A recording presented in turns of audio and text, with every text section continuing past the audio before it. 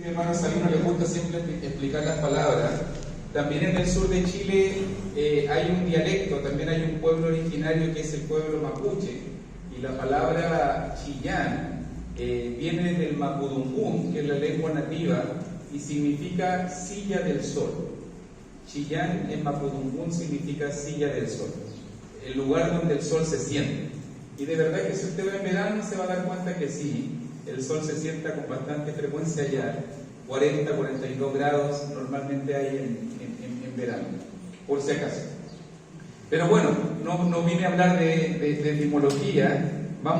Ya vio la pregunta que tenemos aquí, por lo menos presentada, y vamos a estar hablando un concepto tal vez conocido, tal vez nuevo, pero que va a desafiarnos, porque es bueno siempre entender el significado de todas las cosas.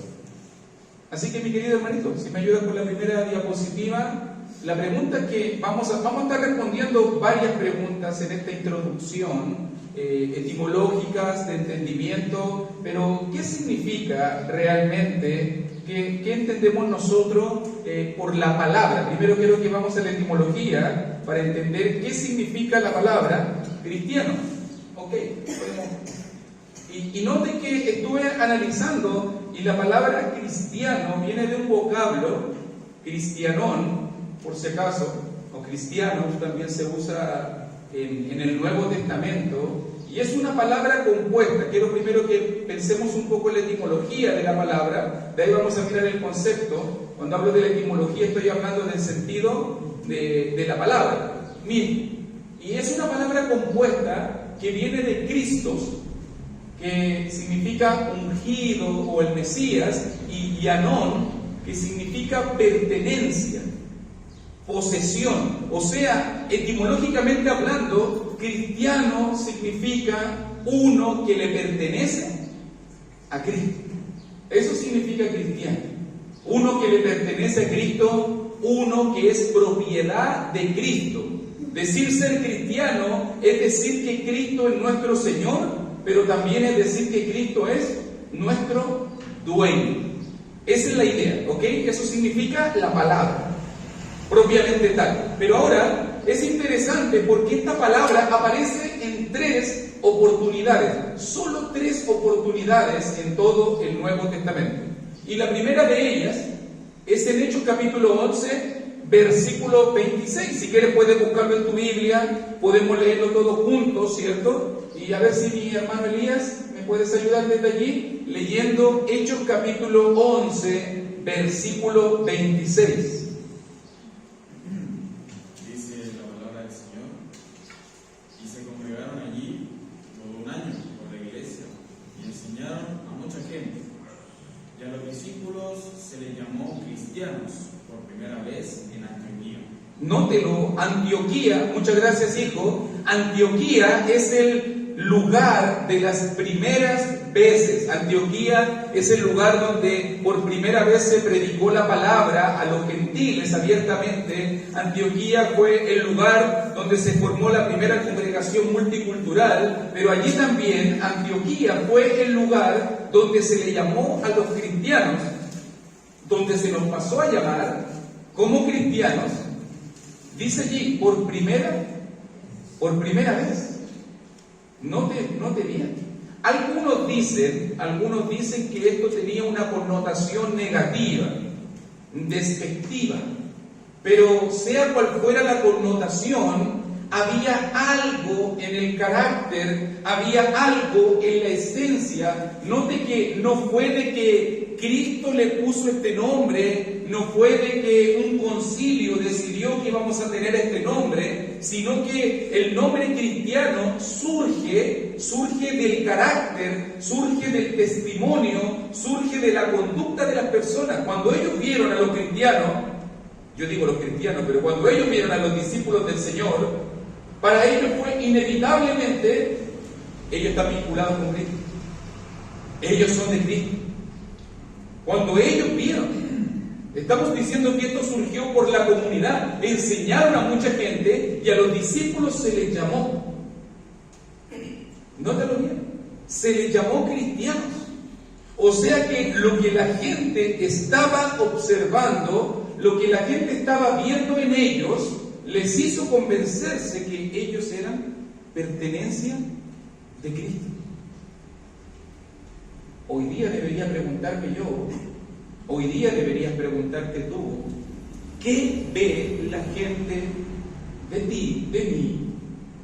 ¿Qué ve la gente? ¿Ve a Cristo? ¿Observa al Señor? ¿Ve mi conducta, la conducta de Cristo? ¿Ve mi reacción, la reacción de Cristo? ¿Ve en mi hablar, el hablar de Cristo? Noten que una de las maneras más potentes de poder ser testimonio para este mundo es la evidencia de vivir como cristiano. ¿Cierto? No hay nada más potente, no hay nada más convincente que el comportarse como un cristiano, un discípulo del Señor, uno que le pertenece a Cristo. Hay algo especial que tienen ellos, decía la gente en Antioquía, hay algo diferente que tienen ellos. No sé lo que es, no sé si es su hablar, no sé si es su comportamiento, no sé si es su reacción, pero hay algo diferente que tienen que las demás personas. A veces hoy día, hermano, tenemos que decirlo tristemente, a veces hoy día los cristianos son más conocidos por contenciosos, hoy en día los cristianos son más conocidos por divisores, por jactanciosos, por soberbios, por peleadores. No, estos son más peleadores que quién sabe qué dicen, ¿cierto? No, si a estos hermanos les encanta hablar mal los unos de los otros. Y si tú te fijas bien, en Antioquía los discípulos de Cristo fueron conocidos como cristianos por primera vez porque ellos eran un testimonio, una evidencia para el mundo. Su vida mostraba a Cristo, su conducta mostraba a Cristo. Incluso, mi hermanito, la segunda vez, esta es la primera vez que aparece el concepto en el Nuevo Testamento. Mire por favor la segunda vez, en Hechos capítulo 26, versículo 28, dije que son tres solamente las palabras, las veces que aparece la palabra cristiano, y allí en Hechos capítulo 26, versículo 28, nota cómo lo dice, y a ver qué hermanito le gustaría, mi hermanito, ¿podrías?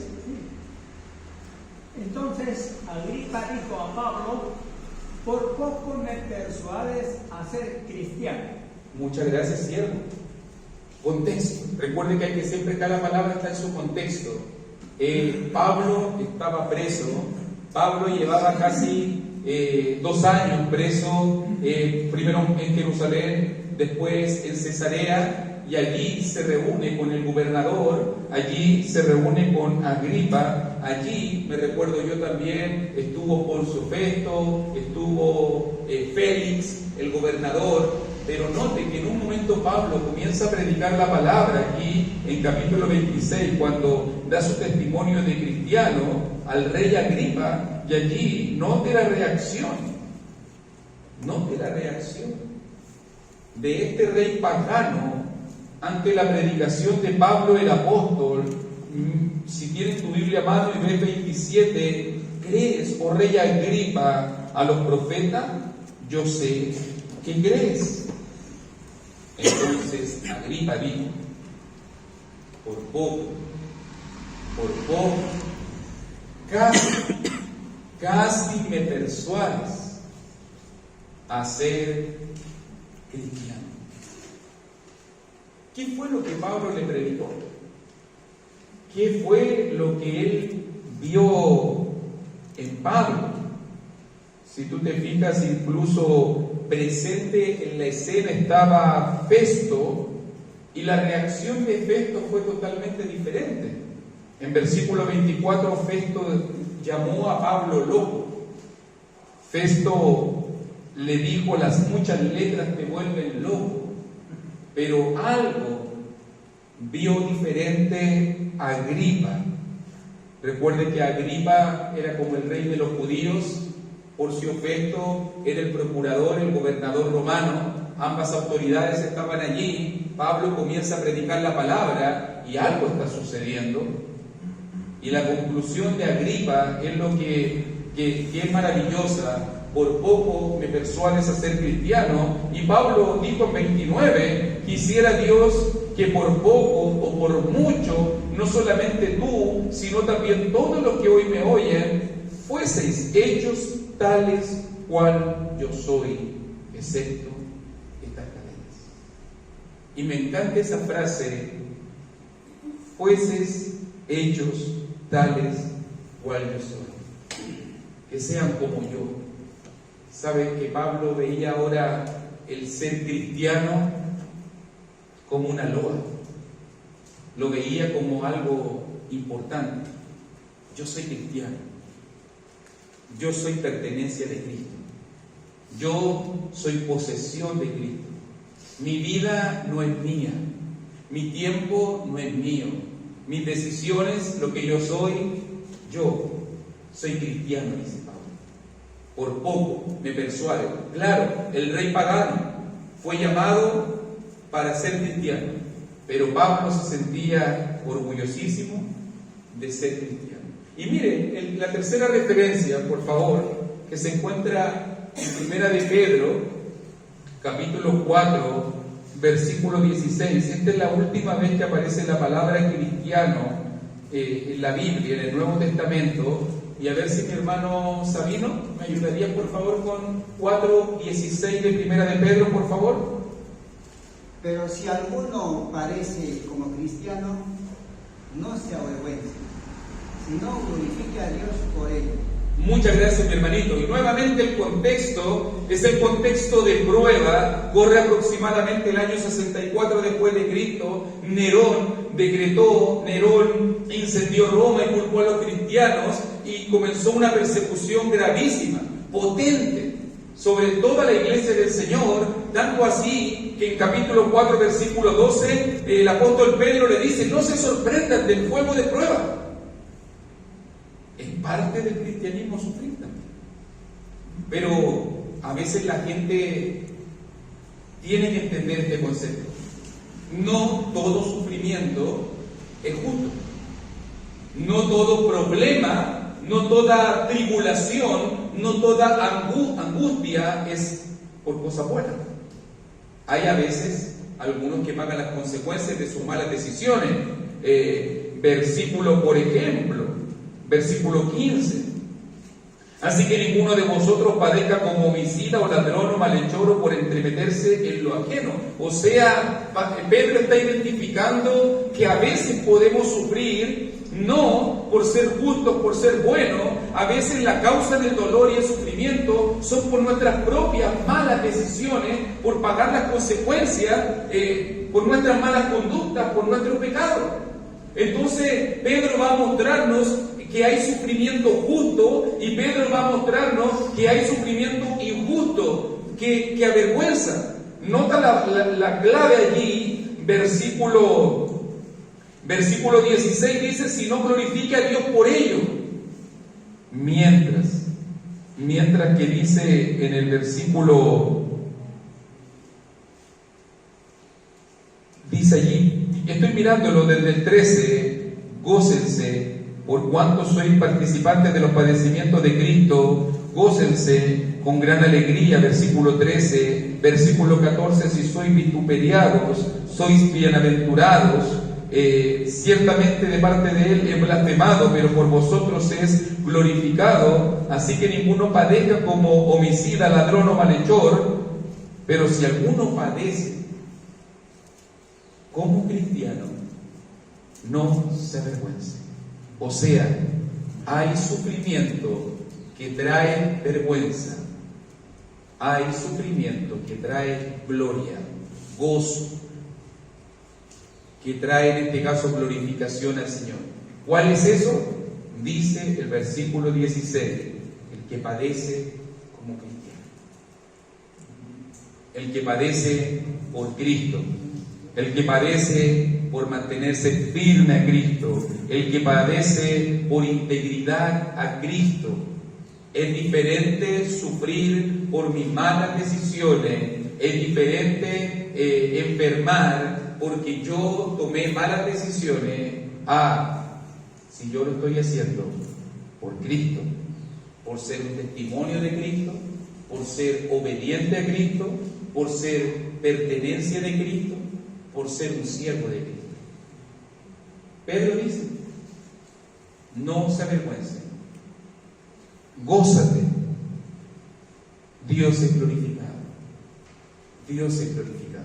Entonces noten, 3 veces aparece la palabra cristiano, Hechos 11:26, Hechos 26:28 y también Primera de Pedro capítulo 4 versículo 16. Esos son los momentos cuando sucedió la palabra. Pero ahora nos vamos a hacer otra pregunta y otras preguntas que dicen, si ser cristiano es ser pertenencia de Cristo, si ser cristiano es que Cristo es tu dueño, ¿es realmente Cristo nuestro Rey y nuestro Señor?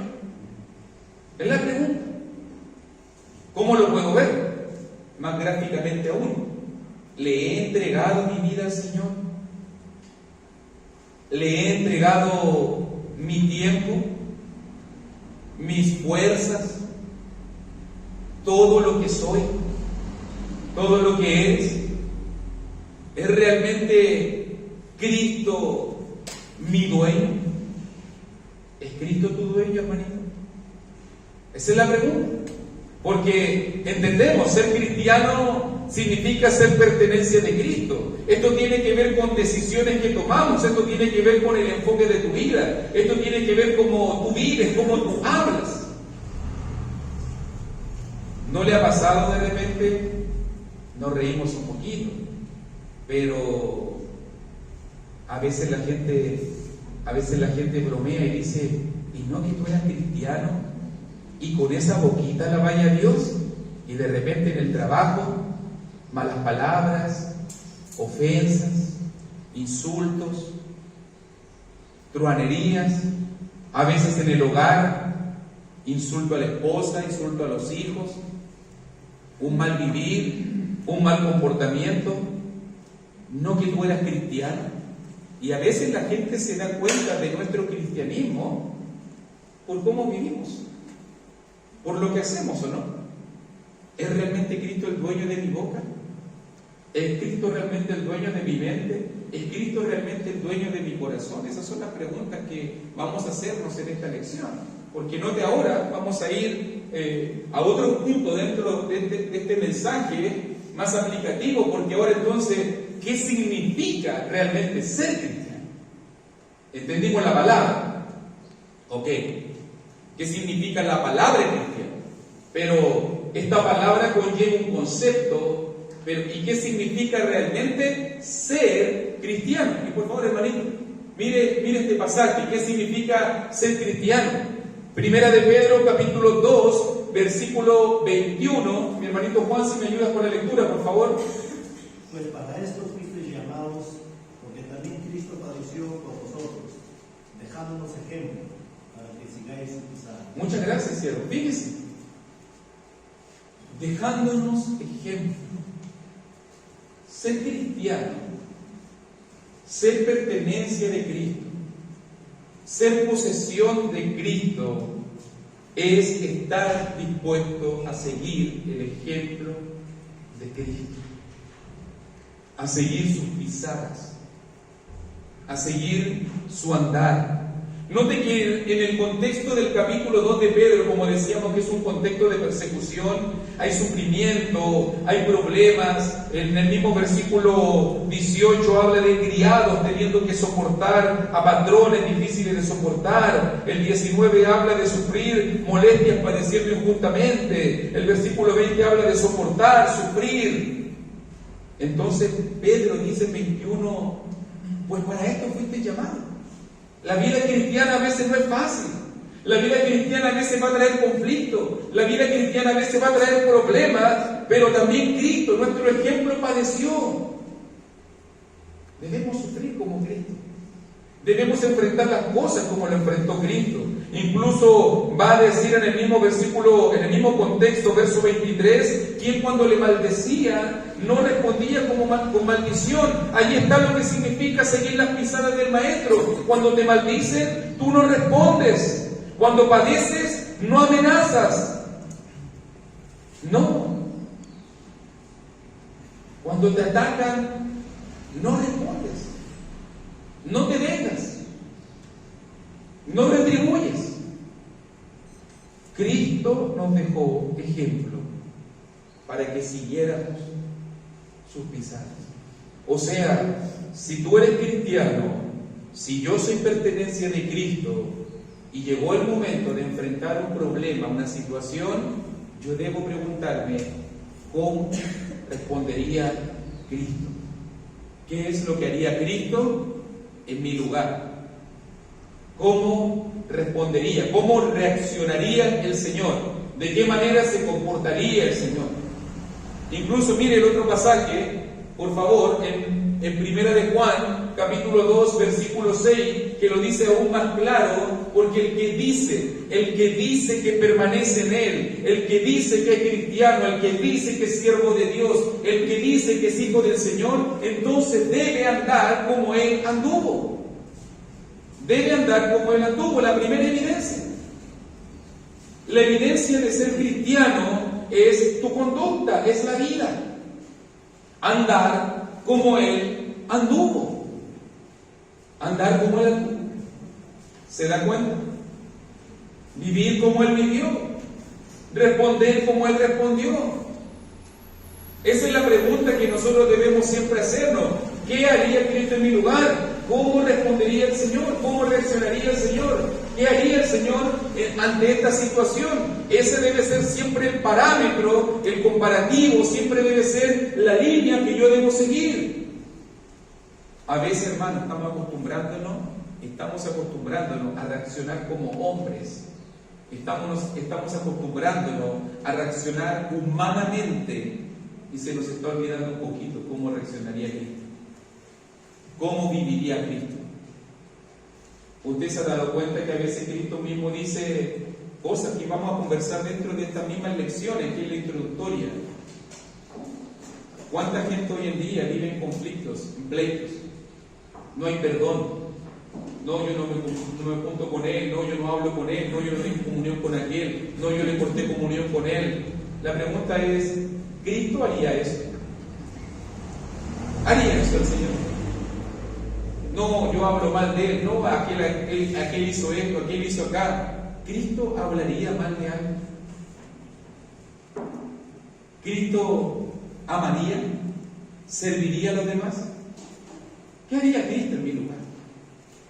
¿Se acuerda cuando a él lo escupían, lo maldecían? No respondía con maldición. A los soldados que lo pusieron en la cruz, oró por ellos y le dijo: Padre, perdónalo porque no sabe lo que hace. Mientras que nosotros, aquí lo quiero, aquí tiene que venir a pedirme perdón, aquí de rodillas lo quiero. Así se va a solucionar todo. Cristo no esperó que la gente le pidiera perdón. Cristo perdonó. Cristo ofreció, sirvió. Cristo no esperó que le lavaran los pies. Cristo se humilló, se arrodilló y Él lavó los pies. Ese es el ejemplo. Y qué increíble que sus hijos, que yo, que usted, muchas veces llamándonos cristianos, seamos totalmente diferentes que nuestro Señor. Incluso mire el otro pasaje que viene, en el Evangelio de Lucas, capítulo 6, versículo 46, Jesús tiene que haberlo dicho frustrado. Yo creo que Jesús tiene que haber estado triste cuando lo dijo en ese momento, cuando vio a sus discípulos, cuando vio la manera como vivían, y al final Jesús dijo allí en Lucas 6, 46, ¿por qué me llamáis Señor, Señor, y no hacéis lo que yo digo? Es tan fácil llamar a Jesús Señor. Es tan fácil llamarse cristiano. Es tan fácil hoy en día, la gente cree que porque yo me visto de tal manera, porque yo ando con la Biblia bajo el brazo, porque yo canto alguna alabanza, porque yo voy a alguna reunión, porque yo me identifico como miembro de la Iglesia de Cristo, y creen que eso es lo único y lo suficiente que tenemos que hacer para ser cristianos. Cuando lo que dice aquí el versículo 46 para mí es decidor. ¿Quieres ser cristiano, hermano? Hace lo que Él dice. ¿Sí? Anda como Él anduvo. Vive en las pisadas del Maestro. Eso es ser cristiano. Ser cristiano no es vivir como tú quieres, no es decidir como tú quieres, no es hablar, no es pensar lo que tú quieres. Ser cristiano es seguir el camino de Cristo, las pisadas de Cristo, es andar como Cristo, es vivir como Cristo, es sentir como Cristo, es amar como el Señor, es perdonar como el Señor, hacer lo que Él dice. Eso es ser cristiano realmente. No es ir a la iglesia, ser cristiano no es ir a la iglesia. Ser cristiano no es leer la Biblia. Ser cristiano no es comportarse de manera religiosa. Ser cristiano es ser un molde, un pequeño Cristo en este mundo. Ser pertenencia de Cristo. Vuelvo a preguntarte. Me vuelvo a preguntar a mí. Cuando la gente te ve, cuando la gente me ve, ¿ve a Cristo? ¿Ve al Señor? ¿Realmente? ¿Ve la conducta de Cristo? ¿Ve las pisadas del Maestro? ¿Ve realmente el vivir de Cristo? Cuando Cristo nos ve, ¿qué es lo que observa de cada uno de nosotros? Incluso, mi hermanito, si avanzamos un poquito, ¿por qué hago tanto énfasis en esto? Gracias, mi hermanito. Porque realmente ser cristiano es llevar el nombre de Cristo. Ser cristiano es ser representante de Cristo. Y la importancia del nombre en el antiguo Israel, cuando se hablaba del nombre, se hablaba del, literalmente nombre significaba pesado, grueso. El nombre indicaba todo el peso de los atributos de aquel. En este caso, llevar a Cristo, llevar el nombre de Cristo, es llevar el peso de Cristo, es llevar la responsabilidad de Cristo. Y el apóstol Pedro lo dijo de una manera tan clara, cuando estaba siendo interrogado por el Sanedrín, allí en Hechos capítulo 4, versículo 10 al versículo 12, sean notorio a todos vosotros y a todo el pueblo de Israel, que en el nombre de Jesucristo de Nazaret, a quien vosotros crucificaste y a quien Dios resucitó de los muertos, por él, este hombre está en vuestra presencia sano. Nota la importancia del nombre. Todo lo que proyecta el nombre de Cristo es de Jesús. Es la piedra reprobada por vosotros los edificadores, la cual ha venido a ser cabeza del ángulo. Y dice verso 12, que es importante.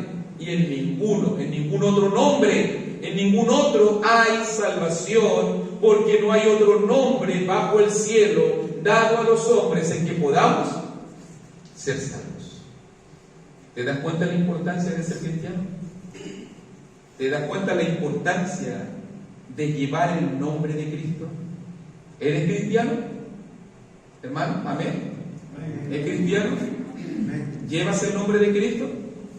Si llevas el nombre de Cristo, quiero que entiendas el peso, la relevancia, la importancia, porque aunque a veces queremos mirar el nombre cristiano solamente en la luz del privilegio, soy hijo del rey, mira, yo soy un hijo de Dios, mira, los demás están muertos, yo estoy vivo en medio de los muertos, yo soy un hijo de luz en medio de las tinieblas, pero el nombre cristiano también conlleva responsabilidad. Eres hijo del rey, entonces compórtate como hijo del rey. Vive como hijo del rey, habla como hijo del rey, muestra tu vida como un hijo del rey.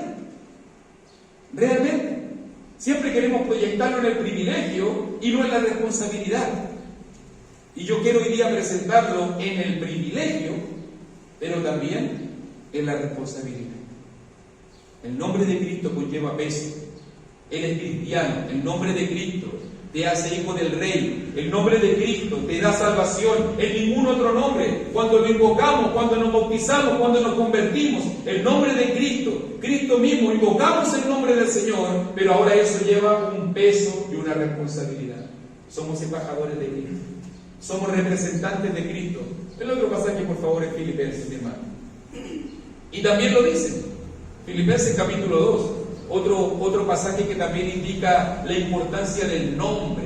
Y nota allí en Filipenses capítulo 2, versículo 9 al versículo 11, ya hablando después de la muerte, después de que Cristo murió por nosotros, después de que Cristo fue obediente hasta la muerte de cruz, dice, verso 9, por lo cual Dios también le exaltó hasta lo sumo y le dio un nombre que es sobre todo nombre, para que en el nombre de Jesús se doble toda rodilla de los que están en los cielos y en la tierra y debajo de la tierra, y toda lengua confiese que Jesucristo es el Señor, para gloria de Dios Padre. ¿Te das cuenta lo que Cristo conquistó en su muerte, en su sepultura y su resurrección?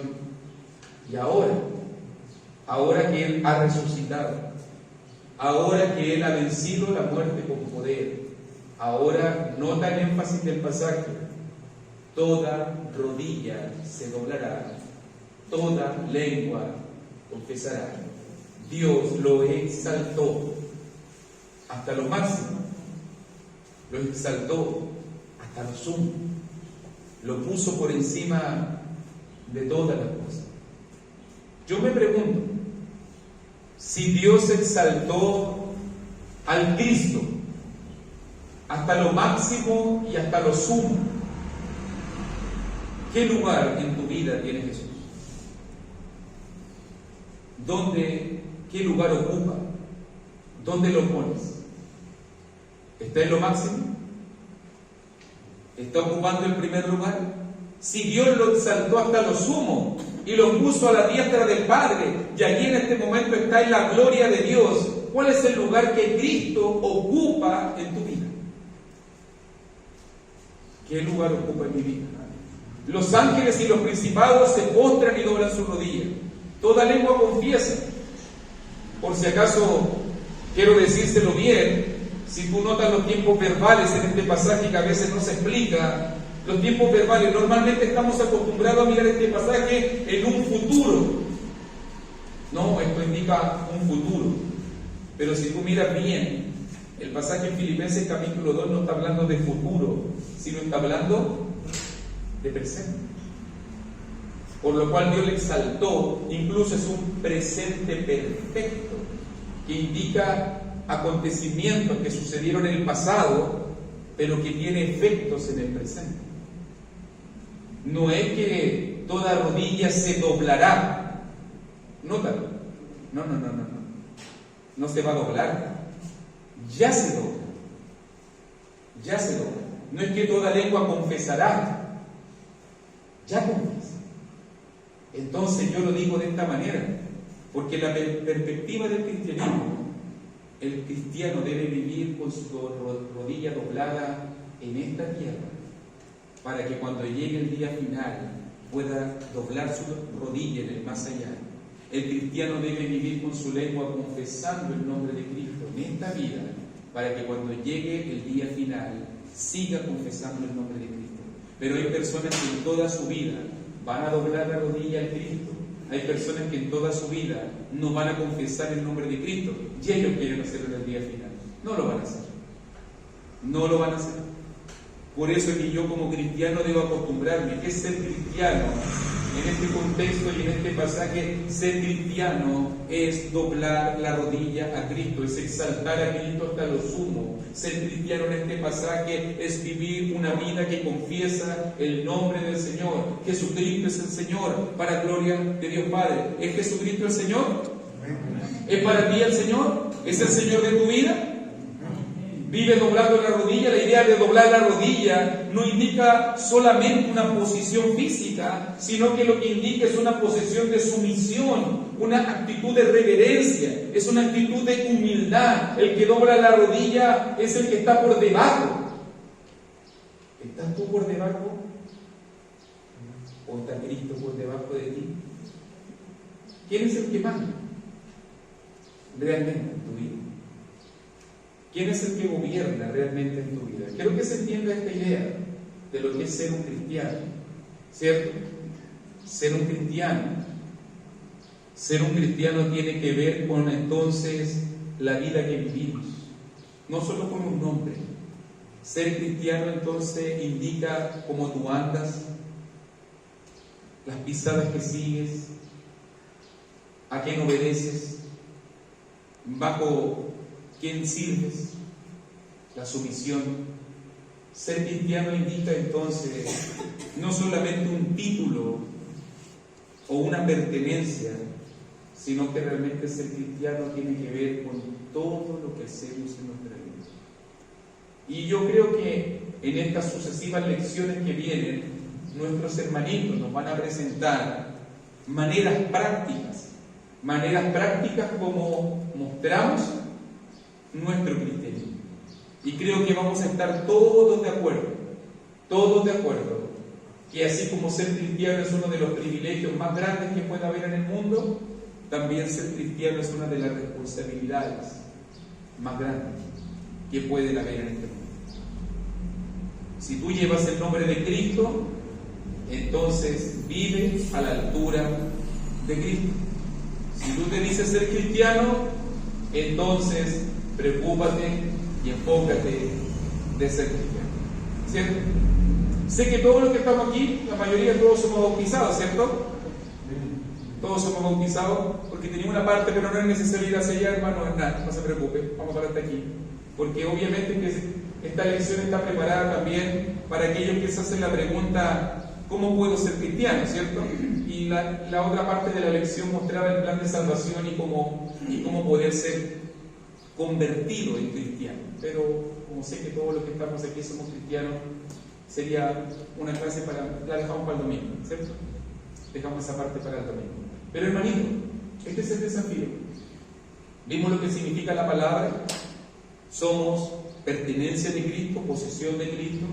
Miramos en este caso cuántas veces aparece la palabra en las 3 oportunidades, qué significa ser cristiano realmente, y vimos la implicancia y la importancia del nombre de Cristo. Si eres cristiano, eres bendecido por Dios.